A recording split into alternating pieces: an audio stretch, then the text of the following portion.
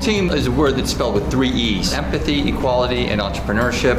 And if the young people today can engage in more of those 3 E's, it's a better, safer world.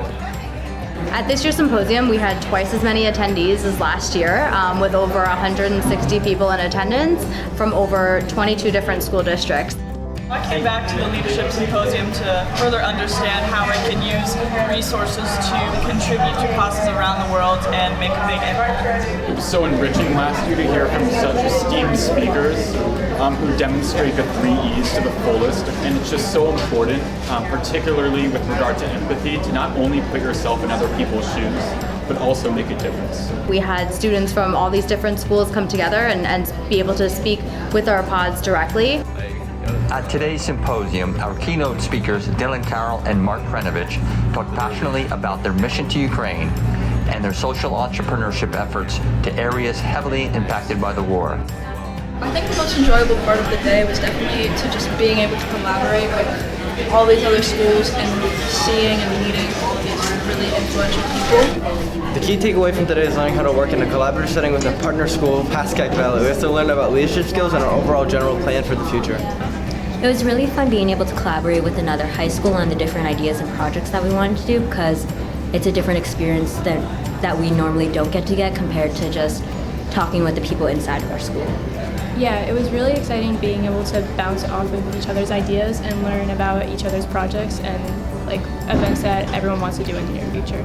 It was really great to get to talk to other students and collaborate with them on ideas. We have more schools, more sites, more funding, more districts that are involved, and there's just so much growth that's been going on, and it's been very exciting on Team's end.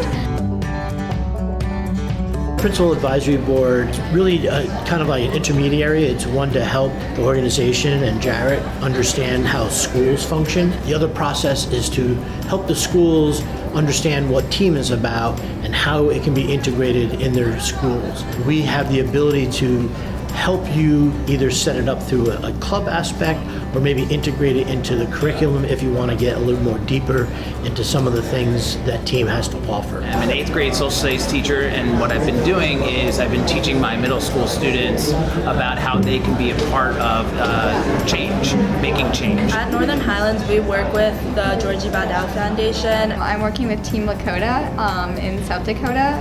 My school has a Uganda section as well as having a Cambodia section. I'm part of the Uganda portion, which helps with Nayaka, which is a local school in Uganda that helps grandmothers raise orphan children and gives them an education that is so critical for them to move on in life.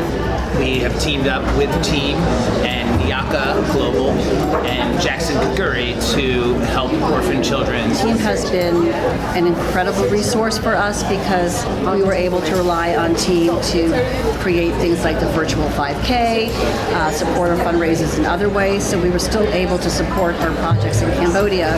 We were able to present donation checks to all of our site leaders for their various efforts in treating patients, feeding children, educating students, empowering women, and perhaps most importantly, providing hope.